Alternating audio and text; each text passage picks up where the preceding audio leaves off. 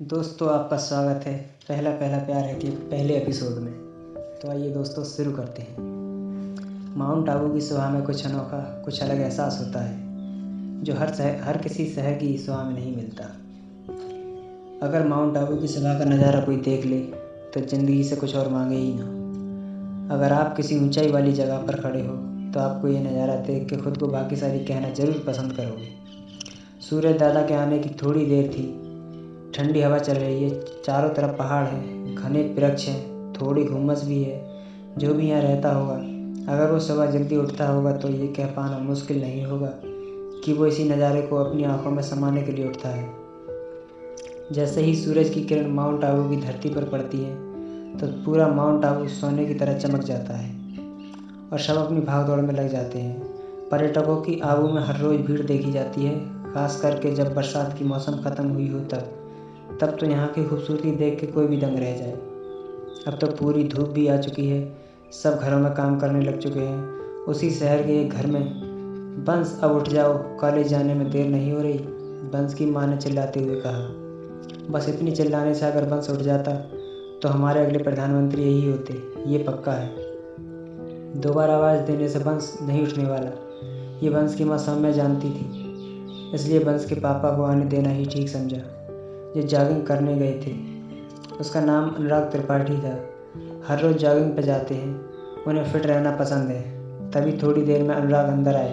सबसे पहले सौम्या को गुड मॉर्निंग कहा और कह के नहाने चले गए। बंस अभी तक उठा नहीं था, या ये कहें जब तक उसे कोई उठाए नहीं तब तक ये नहीं उठने वाला। अनुराग फ्रेश होकर नाश्ता करने टेबल पर बैठ गए। अनुराग ने कहा, अरे मैडम जी, नाश्ता तैयार है कि नहीं?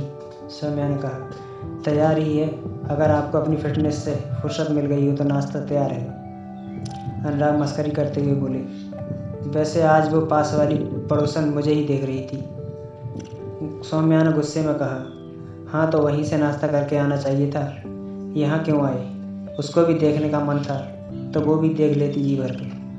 अनुराग मुस्कुराते हुए बोले, अरे आप तो बुरा मान गई, जिसके घर में इतनी सुंदर बीवी हो वो भला दूसरों के घर में क्यों नाश्ता करे?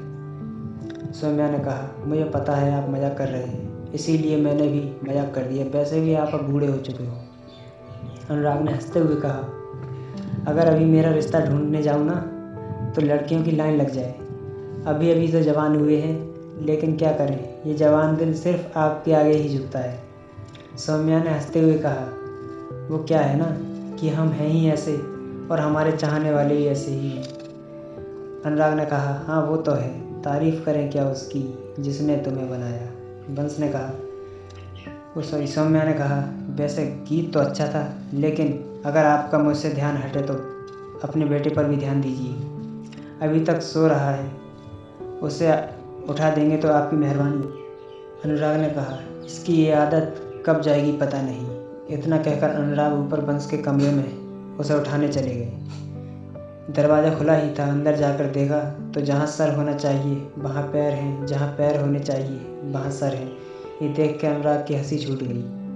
बंस को हिलाते हुए अनुराग ने कहा, बंस उठ जा, वरना कॉलेज जाने में देर हो जाएगी। बंस अपने मुंह पे चादर डालते हुए बोला, पापा थोड़ी देर और, अभी उठ जाऊंगा।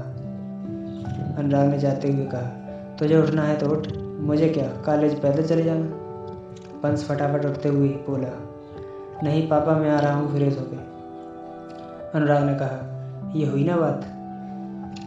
अनुराग चले गए। बंस की देर से उठने वाली आदत से परेशान होकर उसे कह दिया कि अगर तू जब भी देर से उठेगा तो बाइक की चाबी तुझे नहीं मिलेगी, तुझे रिक्शे से जाना पड़ेगा। बंस फटाफट नहाने चला गया।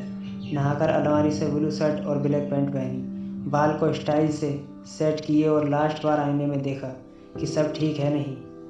भूरी आंखें, गोरा गोल चेहरा, मेंटेन की हुई बॉडी, किसी हीरो से कम नहीं। कोई भी लड़की बंस को एक बार देख ले तो फिर नज़रें हटा ना पाए। तैयार होकर बंस नीचे नाश्ते के लिए आ गया। बंस माँ और पापा को गुड मॉर्निंग विश करता है और नाश्ता करने बैठ जाता है। अनुराग ने कहा, मेरी बेटी कहाँ है? सौम्या ने कहा, अभी सो रही है। बंस ने कहा, अभी तक सो रही है बनी? सौम्या ने कहा, हाँ वो कल देर से सोई थी इसलिए। अनुराग ने कहा, क्यों, देर से क्यों सोई थी? सौम्या ने कहा, कल शाहिद की कोई मूवी आ रही थी, वो अभी नई आई है ना, वो कड़क सिंह। बंस ने बीच में बोलते हुए कहा, कबीर सिंह मॉम। सौम्या ने कहा, हाँ जो भी हो, वो और उसका शाहिद पता नहीं कब सुधरेगी। बंस ने कहा, अब तो उसकी बेटी बोलने भी लगी है, मॉम मैं उसे उठा के आता हूँ। अनुराग और सौम्या ने एक साथ बोल पड़ी, कोई ज़रूरत नहीं है उसे उठाने की। बंस ने हंसते हुए कहा, ठीक है, नहीं जाऊँगा, वैसे भी मुझे देर हो रही है, लेकिन कल वो जल्दी नहीं उठी तो मैं उसे ज़रूर उठाऊँगा। अनुराग ने कहा, चलो मैं चलता हूँ, मेरा नाश्ता हो गया। बंस तेरे बाइक की चाबी टेबल पर पड़ी है। बंस ने कहा, ठीक है। बंस भी नाश्ता कर लेता है।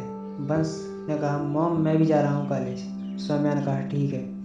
बंस बाइक निकाल के कॉलेज की तरफ चला जाता है। रास्ते में ट्रैफिक लाइट रेड थी और कुछ पुलिस वाले किसी आदमी से बात कर रहे थे। उस आदमी ने हेलमेट नहीं पहना था, शायद उसी का दंड दे रहे होंगे। वैसे भी अभी नया ट्रैफिक नियम लागू हुआ है, सख्त नियम आ गए हैं, पहले से 2 गुना जुर्माना भरना पड़ेगा अगर नियम भंग हुए तो। बंस उसे अनदेखा कर सामने देखने लगा, तभी ग्रीन लाइट हुई। अभी आगे बढ़ा ही था कि किसी ने बंस के सामने से राइट टर्न लेकर फुल स्पीड से स्कूटी निकाल दी।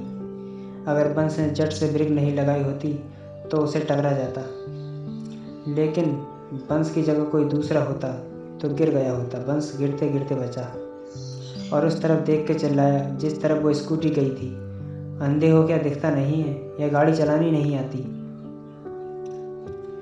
स्कूटी आगे जाकर रुकी।